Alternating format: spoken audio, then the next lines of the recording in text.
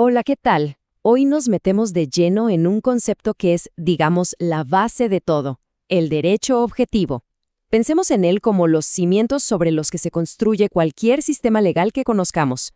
A ver, arranquemos con una pregunta que parece súper simple, pero que en realidad es de las más complicadas.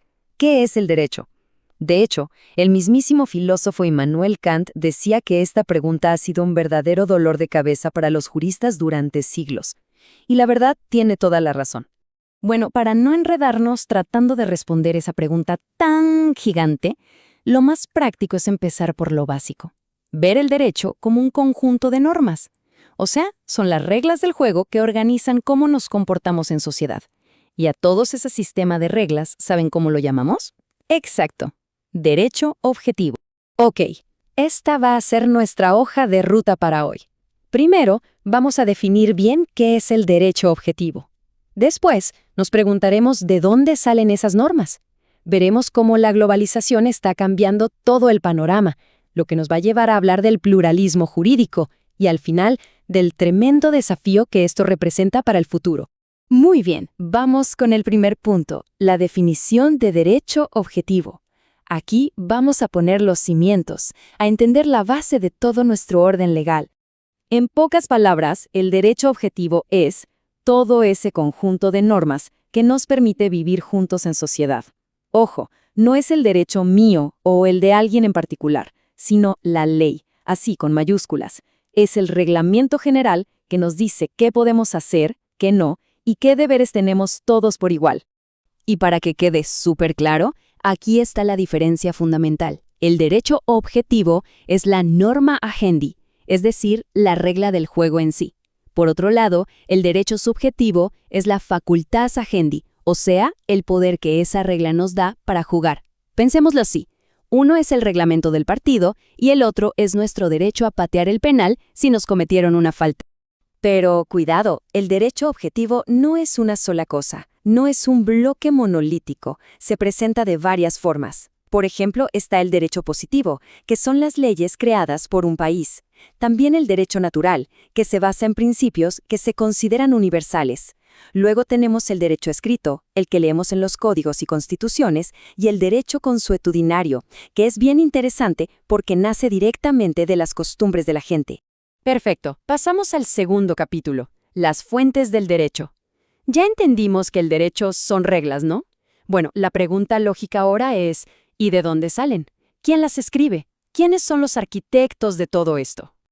Exacto, esa es la pregunta del millón, porque las normas no llueven del cielo, ¿verdad? Tienen que tener un origen, alguien que las cree. Y para explicar esto, en el mundo jurídico se habla de las fuentes del derecho, que básicamente nos dicen de dónde sale la autoridad de una ley. La teoría lo simplifica bastante bien con dos preguntas clave. Primero, las fuentes materiales, que responden al ¿quién?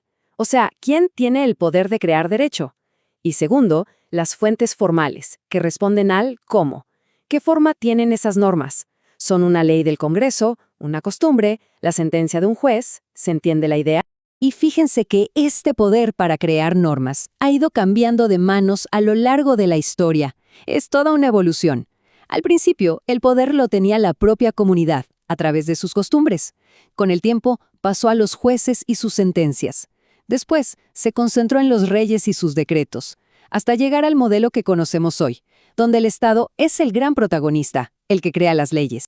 Tercer punto, y aquí es donde la cosa se pone de verdad interesante. Porque ese modelo clásico que acabamos de ver, con el Estado como el único gran creador de leyes, pues está quedando corto. Hay un fenómeno que está cambiando las reglas del juego por completo: la globalización. A ver, hagamos una pequeña pausa y recapitulemos. La visión tradicional es que el derecho funciona como un sistema exclusivo del Estado, ¿cierto? Como si fuera una burbuja cerrada y controlada. Pero la pregunta es, en el mundo hiperconectado de hoy, ¿esa burbuja puede de verdad seguir existiendo? Y este esquema lo resume a la perfección. Estamos viendo un cambio de paradigma total. Pasamos de lo que se llama monismo jurídico, o sea, la idea de que solo hay un sistema legal, el del Estado, a un modelo de pluralismo jurídico. Y esto significa que hoy conviven, y a veces chocan, múltiples sistemas de normas, algunos del Estado y muchos otros que no lo son. Entremos entonces al cuarto tema, el pluralismo jurídico en la actualidad. Vamos a ver cómo se ve esto en el mundo real, porque esto ya dejó de ser una teoría académica, es algo que nos impacta todos los días. A ver, pensemos en ejemplos concretos. Hoy en día, las reglas que nos afectan no solo las pone el gobierno de nuestro país. Vienen, por ejemplo, de organizaciones internacionales como la ONU o la Unión Europea. Vienen de normas técnicas privadas como los estándares ISO que deciden si un producto es seguro o no. O incluso de comités de expertos como el de Basilea, que le dice a los bancos de todo el mundo cómo operar. Todos son sistemas de normas que funcionan, en gran medida, por fuera del derecho de cada país. Y esto nos lleva al último punto, el gran reto para el futuro. Porque esta nueva realidad, con tantos creadores de normas por todos lados, es súper interesante, pero también nos plantea un desafío gigantesco. ¿Cómo ponemos orden en este nuevo escenario global? Y aquí está la clave de todo, me parece. La solución no es intentar volver al pasado, negar esta realidad. El mundo ya cambió. El verdadero desafío es otro, es ver cómo hacemos para que todas estas nuevas normas globales, vengan de donde vengan, respeten los principios básicos de justicia y los derechos humanos que tanto costó conseguir y que están en nuestras constituciones. Y cerramos con una pregunta que, la verdad, nos deja pensando. Si el Estado ya no tiene el monopolio de la creación del derecho, si ahora hay un montón de jugadores poniendo las reglas, entonces, ¿quién nos garantiza que el juego sea justo para todos?